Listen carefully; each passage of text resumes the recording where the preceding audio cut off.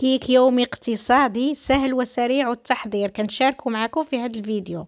السلام عليكم ورحمة الله تعالى وبركاته، وبالصلاة على النبي محمد صلى الله عليه وسلم يحلو الحديث والكلام. من قناة لينا تيوب أرحب بجميع المتابعين الأعزاء وكذلك الناس الجداد اللي عاد التحقوا بالقناة.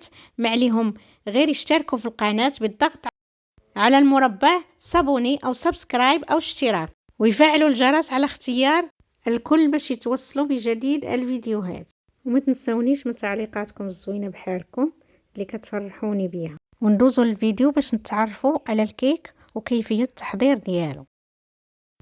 بسم الله على بركه الله. عندي رشه ملح، نضيف عليها كاس غير مملوء من سكر حبيبات او سكر سنيده، المقياس بكاس العنبه اللي كيوزن 150 مليلتر.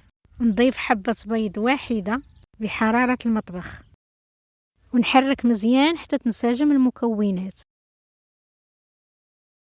نبشر القليل من الزنجبيل او سكينجبير طري بالمبشره، وهذه خطوه اختياريه يمكن لكم تستغناو عليها، واللي جربوا يكتب لي في التعاليق كيف جا سكينجبير طري في الكيك. نضيف كاس الا ربع من الزيت نباتي مقياس كاس العنبه على مراحل بحال الخيط، ونحرك مزيان باش تنسجم العناصر. وكما شفتوا راني سرعت الفيديو باش ما يجيكمش طويل. ملي نسجمت المكونات غادي نضيف كاس ماء من الصنبور من الماء عادي، وضفت عليه ملعقه ونصف قهوه سريعه الذوبان بمقياس هذه الملعقه الصغيره. واللي ما كتعجبوش نكهه القهوه يمكن يستغني عليها، يضيف غير الماء بوحدو، الماء عادي من الصنبور. كنعاودها ونأكد عليها دائما، ونحرك مزيان حتى تنسجم العناصر او المكونات مره اخرى. نضيف نصف كيس من سكر الفاني بنكهه البرتقال لانه ما كنتوفرش على الفاني العادي، ونحرك مزيان باش تنسجم المكونات. ونضيف كأسين من الدقيق راني مغربلاه 3 المرات من قبل. ونضيف كيسين من خميرة الحلويات، كل واحد كيوزن 8 غرام، المجموع 16 غرام. ونضيف ملعقتين كبيرتين من الكاكاو الخام من النوع الجيد، يمكن استبدالهم بالكيسين، كل واحد كيوزن 7 غرام، المجموع 14 غرام. كنغربلهم باش ما يكونوش عندي كويرات في الخليط، ومن بعد غادي نبدا نخلط بالضراب اليدوي كما كيبان لكم في الفيديو. وباش تعرفوا على قناه لينا تيوب مزيان، من بعد الدقيقه الرابعه غادي ينزل لكم اشعار في علامه الاي في اعلى الشاشه بقائمه التشغيل، العنوان ديالها الكيك. يكفي انكم تضغطوا على اعلى الشاشه في علامه الاي، وكذلك في شاشه النهايه يكفي انكم تضغطوا على الشاشه.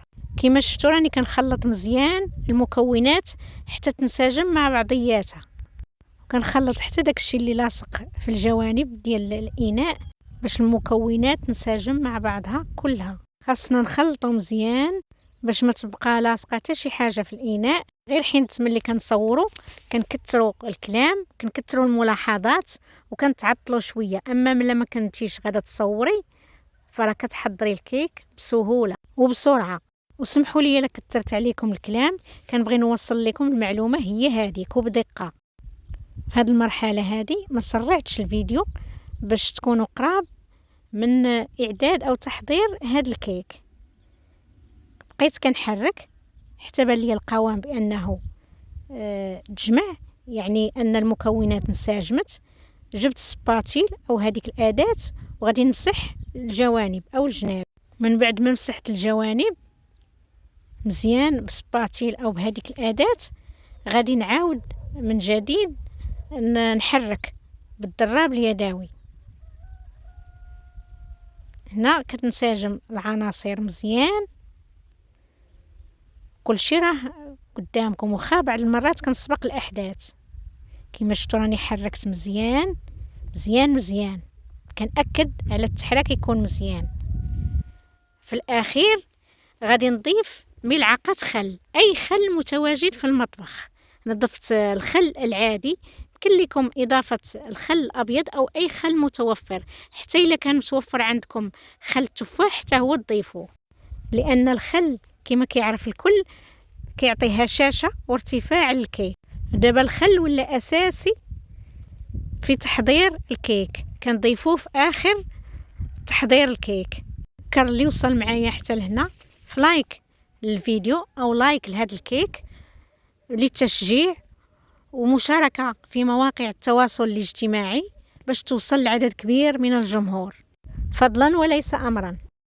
خاص القوام يكون بهذا الشكل ديال الكيك.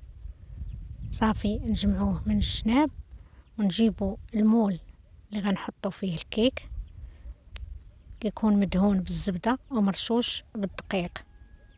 انا اختاريت هذا المول، هذا هو اللي كان موجود عندي.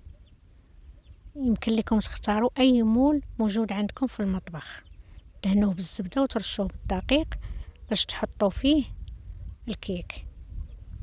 انا اختاريت هذا المول كبير بزاف، غادي تجيني الكيكة غير صغيرة. يمكن لكم ديروا اي مول يكون صغير بحجم 24 او 25 سنتيم وتحطوا فيه الكيك باش تدخلوه للفران وتوجدوه لعائلاتكم. وندخلوه الفران يكون مسخن من قبل. انا سخنت الفران ملي بديت كنحضر في الكيك على 180 درجة، ومدة الطهي كتختلف من فران لاخر حسب نوعية الفرن. كل واحد كيعرف قياس الحرارة ديال الفران ديالو.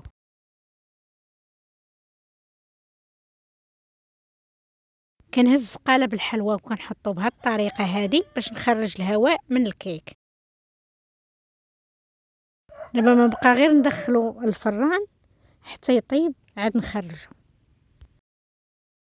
ملي طاب الكيك خرجته من الفران وبغيت نحطو بسرعة باش نشاركو معاكم، لكن كان لاصق، كان خاصني نخليه حتى يبرد عاد نقلبو في الطبسيل او الصحن.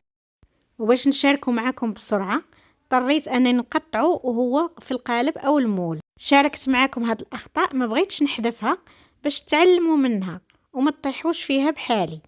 نتمنى تعجبكم طريقتي في تحضير هاد الكيك وتطبقوها وتكتبوا لي في التعاليق كي جاتكم، وتوصلوا الكيك لاكبر عدد من اللايكات للتشجيع، وتشاركوه في مواقع التواصل الاجتماعي مع الاهل والاحباب والاصدقاء باش يوصل لعدد كبير من الجمهور. وما تنسونيش من تعليقاتكم الزوينه بحالكم اللي كتفرحوني بها. ومرحبا بكل نقد بناء فيه نصيحه او توجيه.